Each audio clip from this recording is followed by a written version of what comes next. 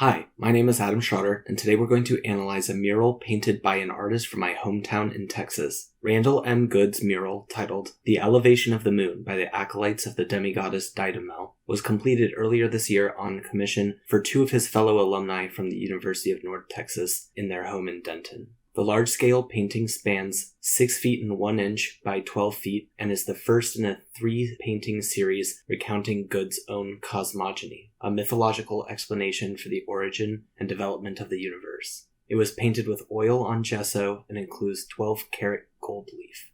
The painting was heralded by People magazine with comparisons to Michelangelo's Sistine Chapel. This video will explore the precision of that comparison and more accurately compare the elevation of the moon to Italian Mannerist artist Jacopo Pontormo's wall painting titled Annunciation.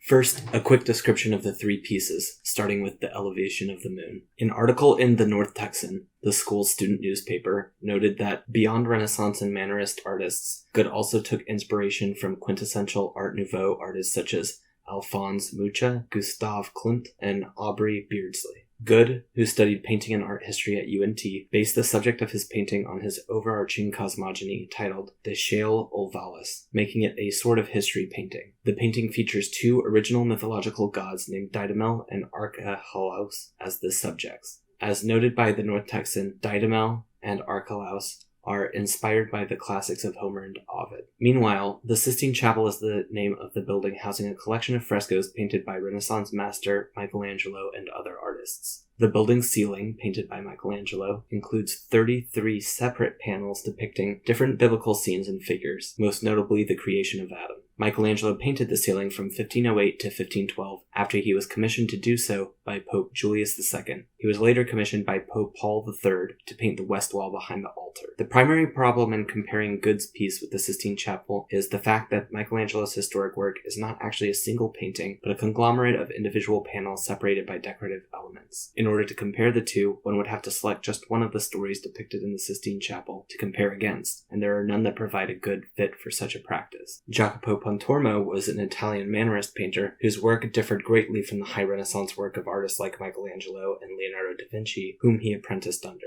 Pontormo is famous for his use of twinning poses without a defined environment or background to his paintings. One book reviewed for this video described how Pontormo broke away from high Renaissance classicism to create a more personal, expressive style that is sometimes classified as early Mannerism. Among his most known works is the Annunciation, a wall painting decorating the Capponi Chapel in the Church of Santa Felicita in Florence. It accompanies another work considered Pontormo's magnum opus, The Deposition from the Cross. However, it is considered separate from it. The painting depicts a scene from the Bible known as the Annunciation, in which the angel Gabriel reveals to the Virgin Mary that she would birth the Son of God. In one of the defining books about Pontormo, historian Frederick Mortimer Clapp noted that the depiction of Mary in the piece may have been inspired by Michelangelo. Historian Frederick Hart noted that Pontormo's Deposition of the Cross had derived its colors in part from the Sistine Chapel, but that the pinks, sharp greens, and pale but intense blues appear in improbable places.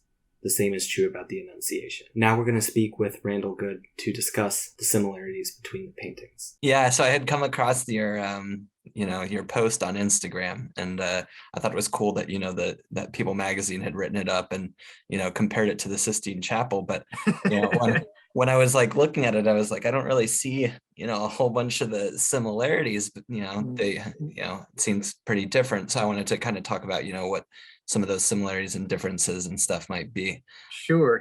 Well, thank you for that. I mean, thank you for checking it out.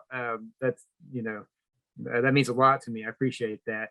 It was funny when people decided to use that title. I mean, we're both artists, we're both art historians, we've studied this. I had a little bit of pushback because, I mean, obviously art is all subjective, but for me, Michelangelo is like, he's the guy. He's the greatest artist, in my opinion, that's ever lived. So I was really, really reticent to have them associate that. That is not my idea whatsoever. I don't think of myself as anywhere in the league of Michelangelo. Plus, like you said, you picked up on it like right off the bat. There's not a lot of similarities there between the Sistine Chapel and my work directly. My influences from Michelangelo and Sistine Chapel would have been distilled down through people that came after Michelangelo, like the Mannerists. I think we talked a little bit about that. I guess I'll talk about like some of the similarities and differences that maybe I noted, and you can like address, how Okay. true, how not they might be or whatever. Absolutely. But with like the Sistine Chapel and stuff, of course, it's in a religious setting, because it's a chapel, so you have that emphasis on religious, work. At the time, Right. the Renaissance is focused on, idealistic portrayals of like the human body, Exactly. reflection kind of the classical period in a way, Right. that Greek and Roman style. So I did notice that, that's a similarity, that your work, has that like idealized forms. There's not necessarily that like Baroque or later period, like Chiarosco or whatever, the Right. lighting's pretty evenly spread throughout the piece. Exactly. It has that some of like iconography and stuff of like the Renaissance and medieval style art. Yep. But the difference being, instead of being in a religious sense, it's this cosmology. I guess I read that on the UNT website, that you're focused on your own cosmology, which is an interesting thing to include, because like at the time the Renaissance and stuff are focusing back on like Greek mythology or other mythologies. So focusing on kind of a new mythology setting is interesting. So that's a similarity and difference, I guess. And then the other So you thing nailed it. You nailed that. Absolutely. So and then just one other thing I noticed was with looking at the Sistine Chapel specifically, those those individual panels and stuff are like through paintings. There's a foreground, a background. They have an entirety to the painting, whereas your piece is iconic, like two subjects with that those representative symbols. I'm not certain. No, you're right. Yeah. Without a background per se, at least from what I saw. So if you wanted to talk about those, am I on the right page? Talk about some of those things. You're absolutely on the right page. So going back, it's interesting. The couple that commissioned the piece love Western European art, the tradition of the Renaissance. They collect that type of work. Their house is filled with that type of work. That's an aesthetic that they've always enjoyed, although they are not particularly religious in the terms of Judeo-Christian religion. They're very much more spiritual and much more like me in terms kind of a mixed paganism, almost a pantheistic view, a nature view. So they were very, very much wanting to bring some of that iconography in. So I think what you hit on, perfectly, was the fact that here in the Renaissance, back in the Renaissance time, Michelangelo or Raphael or whoever it was would use these motifs that had already been established in the Greek and Roman time, and then they would translate them into Renaissance Italy religious Judeo-Christian terms. So you're spot on in the sense that in this commission for the ceiling, we almost took kind of pre-existing Judeo-Christian motifs, visual motifs, and a theme, and then translated them back, exactly, and then flipped it back into this kind of pantheistic, naturist, pagan type world. Exactly. So you're absolutely spot on about that. One of the other interesting things, kind of tying it to the Renaissance, is a bit of symbolism, a bit of kind of what would you call it? Familial recognition or identification, in the sense that back in the Renaissance, it was not uncommon for these great patrons, whether it was the Medici or the Brancacci or whoever it was, they would have little symbols of the family put into these paintings that they commissioned. So if it was the Della Rovere family, there would be acorn. If it was the Barberini family, there would be, I think there were bumblebees, right? Or family mottos. In my ceiling painting, there's a lot of white ribbon that runs around as a decorative element, but it's also symbolic in that it unites the family, the Sibley family that commissioned this work. And then on one part of the ribbon, the family motto is written. It's esse quam videre. So it's the Latin for to be, not to seem, which we would translate in modern Americanism would be like to be real, to be genuine. Don't be don't be fake. So that was kind of like a quasi Renaissance touch to put these symbols. You're looking at the ceiling, the angel that's on the right. We call it an angel. Actually, she's a demigod. In her hair, in her headdress, she actually has a gardenia, which is a symbol of love and marriage. And that's kind of an old symbol. That was introduced because the Sibleys, when they got married, Joy didn't carry a bouquet. She actually had a gardenia. She carried a gardenia. Yeah.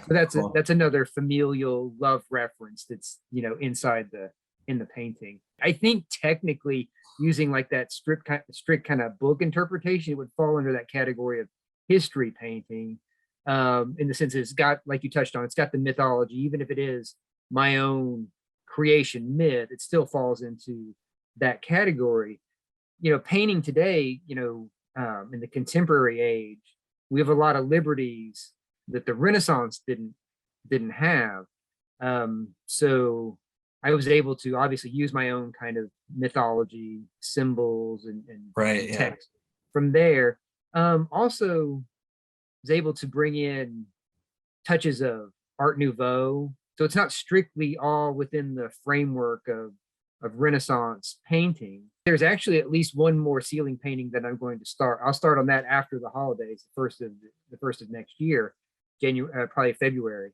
So there's a cycle in the whole ceiling series. So I've done the first one, which is kind of the moon room. It's all the iconography kind of revolves around the moon. The second ceiling will revolve around the sun. Some of that mythology that we'll bring in. And then if they decide to do the third section of this major entryway, then it would basically be the gifts of basically the gifts of life, almost like a symbolic representation of what the earth, what the sun, what they give to us, what nature gives to humans. Would you say that these are considered like three separate pieces, or that they're like one larger piece, like a Sistine Chapel kind of view, where that's composed of different stories within a series of panels, or if it's It's a really good question. I think in the dream world, like the way I envision it, it's three paintings that are they live together, they work together, they could exist on their own if they had to. So, like your point about the Sistine Chapel is great in that the creation of Adam or the drunkenness of Noah or whatever it is, you could pull those off of the ceiling and they work as compositions and they're nice, but they're stronger together, if that makes sense. They're right. Greater than the sum of their parts, if you will. One of the great things about so much of that art, but especially like the Sistine Chapel, was how well thought out it was, how each piece contributed to the whole. Now, again, I'm not putting myself on Michelangelo. Right. We're just addressing this comparison that's already been made. Right? Exactly. But that being said, like one of the great treats and challenges of doing the ceiling and this whole cycle within the home is doing this cycle where everything fits together. So things like the ribbon that unites the family and ties things together, it will go through all three.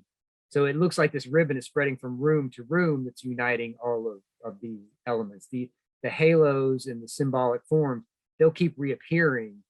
Would you say that there's like any particular Michelangelo piece that's maybe not the Sistine Chapel that you're particularly influenced by, or maybe the Sistine Chapel? Are there any panels that you would say have, influenced potential studies that have led to this work in general? Right. Here's what I would say, because I love Michelangelo. I love his use of the figure. So I think it's I'd answer it this way. One of the biggest influences on me, and then on the ceiling, comes from Michelangelo's use of the figure as an expressive vehicle. And what I mean by that is, he wanted to create a powerful vision or an expressive vision using the form, even if that of the human form, even if that meant he had to manipulate it or distort it somewhat. So if you look at Michelangelo's figures, some of the some of the ignudo, the nude figures that surround the scenes on the ceiling, those nude male figures, or the nude figures that are on the Last Judgment fresco. So, if you see Michelangelo's Last Judgment, which is in the Sistine Chapel, it's on the vertical wall. There are these huge figures, right? They're huge torso. They got long torsos, long bodies, and small heads. Right, like inhuman distortions. Exactly. Exactly. So if they came to life and like leapt off the ceiling or came off the Last Judgment wall, they would look almost like monsters because they're so hugely muscular and big brick chests, and their torsos are long. So for me, I love that expressive distortion. So if you look at the figures that are on my ceiling, their torsos are abnormal, right? So I mean, you've already noticed that they're kind of abnormally long of torso. The pose that they're in, they're kind of twisted. And then in terms of like a direct comparison, if you look at the Sistine Chapel, those ignudos, those male nude figures that are up there they're up on the ceiling, they flank these bronze medallions. If you ever look, they're two, and the two figures are kind of facing each other, and they bend down and they're holding a little, usually, not every time, but usually they're holding a little swath of drapery that are holding these medallions up. So that's kind of almost a direct quote on the ceiling. I've got the demigoddesses, one on each side. They're holding this big, in this case, a very massive blue swath of drapery, but they're holding up the moon in this case. So that's almost like you could look at it and go, oh, I can see how, he drew from Michelangelo's compositional elements.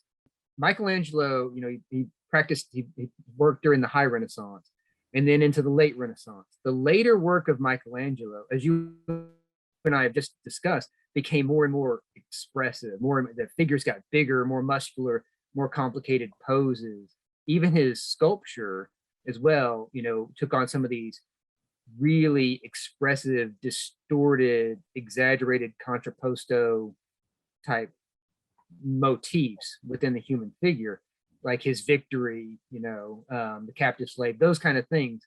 And there's a group of artists that sort of trained and grew up watching the late Michelangelo's work. So those are like Jacopo Pontormo, who is, there's Michelangelo here, and then there's Pontormo for me. He's like, it's, close second. And Pontormo took some of this kind of body physical license that Michelangelo started, and Pontormo even exaggerated more. He made these very long serpentine, elongated, they're muscular, but they're also very lean and, sinewy, almost stretched human form. Yeah, exactly. Like if perfect Renaissance form back in the day, when they first started, it was 8 head links to a body to 9 head links to a body. Michelangelo got to where he was 11, 12 head links for a body. The bodies were just getting longer and longer. Pontormo maybe went to 14 or 15 head links per body, almost like an Italian El Greco kind of a thing, but also very, very elegant, very decorative. So these artists that follow the work of the late work of Michelangelo, Jacopo Pontormo, Rosso Fiorentino, Domenico Beccafumi, Bronzino, Alessandro Allori, like these guys, they saw the figures. Again, you could include like Tintoretto a little bit, I guess. I don't know how much he was, influenced directly, but he definitely had the long, expressive figures. And then it distilled even to El Greco, I think, in a certain way. But they had these very, very expressive, distorted, complicated poses that were married to this really elegant, highly decorative kind of style, very, very, Right, very yeah. beautiful, very precious almost. So earlier on when you were talking and you noticed that there's a lot of decorative design elements on the ceiling where Michelangelo is kind of a full on, foreground, middle ground, background, picture window kind of a composition. Mine's very frontal, very, very two-dimensional. It takes place on the surface. That's kind of related to some of the Mannerists who had these intricate, decorative, linear compositions that I love and have extrapolated to this modern era and thrown in a bit of Art Nouveau, a bit of my own motif. They're kind of a bridge. They're kind of a weird bridge between the Renaissance and the Baroque. So it's like to that expressive style of the Baroque, the drama and all. Yeah. Yeah. So very, like you said, very realistic, a lot of chiaroscuro, a lot of three-dimensional textures and stuff, that a lot of brilliant lighting. Those Mannerists were I don't want to say they're forgotten, but it's easy to go like Renaissance, Baroque, Rococo, like make those progression. So the Mannerists were this little bridge. They're very intellectual, so they're a little bit neurotic, and then their aesthetic is a little bit bizarre. And I guess I would equate it to something like hyper thin fashion model. We've all seen these models. They're impossibly thin. Like, oh my gosh, right. Like, I'm worried about you need to eat, but you know what I mean? Like they're so, but then there's a beauty to that when you dress them up. There's this elegant beauty that we're drawn to. Whereas Baroque oftentimes is very realistic, very very grounded in like visual sense, even though like maybe Rubens or whatever could do like this massive muscular, very heroic form. It's still kind of grounded in this idealized, healthy realism. The Mannerists are much more in their heads. There's this little bit of a bizarreness to them, and less of like the scientific study of the Renaissance, and but not quite to the level of Baroque fantasy. Exactly. You're 100% right. Absolutely. Yep. So then in your piece specifically, what is the reasoning for this type of form, human form, the stretched torso? Why specifically do you use this style?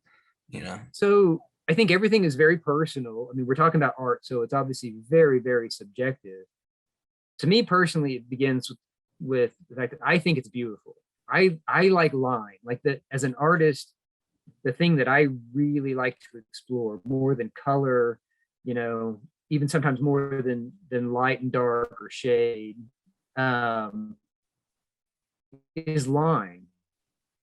Is what an expressive line can do. So there's something highly pleasing to me about drawing these figures that are like a long line, where the line traces their silhouette and it becomes very fluid and elegant. I personally find that beautiful. Fortunately, the clientele, the people that wanted the ceiling, and then the bulk of the people that collect my work, they seem to respond to that too. They like that sort of otherworldly elegance, which leads me into the second reason that I chose that and tend to work with that. Is because I work in this mythological, quasi ethereal plane, if you will, subject matter wise. So there's something about these elongated, distorted, elegant forms that speaks to me about otherworldliness. If you want to go a little bit further, I can tell you that a kind of a more direct influence on like the composition and then my work as a whole would be Jacopo Pontormo's frescoes. He's got a whole cycle of work in there, but the Annunciation specifically has always spoken to me because it's got several things. It's got two figures, left and right, sort of mirror each other. They're asymmetrically symmetrical. Yeah, with a bit of a you see. So if you pull it up, you see there's a bit of a void between them, which would be my moon would take the place there, and then the other, and they're very, especially Mary, very elongated with this interesting twist to her body. It's just beautiful. A lot of play with drapery, beautiful drapery work. And then it's that nowhere background. It's not, there's no clouds. You're not going off into perspective. They just seem to be floating against this nowhere, fresco wall. And I've always found that incredibly peaceful, incredibly beautiful, because the Sibley family, they love beauty, they love color. I think it's the way he uses fabric phenomenally. So I think when I saw how he had used his fabric, now I didn't use it in the same way, but it was a jumping off point to allow fabric and color to be a Right, main player. Looking at the use of fabric in yours, the lighting and contrast, I would say, is like a little bit later. There's a lot more darkness Yes. to it. Yeah. Yep.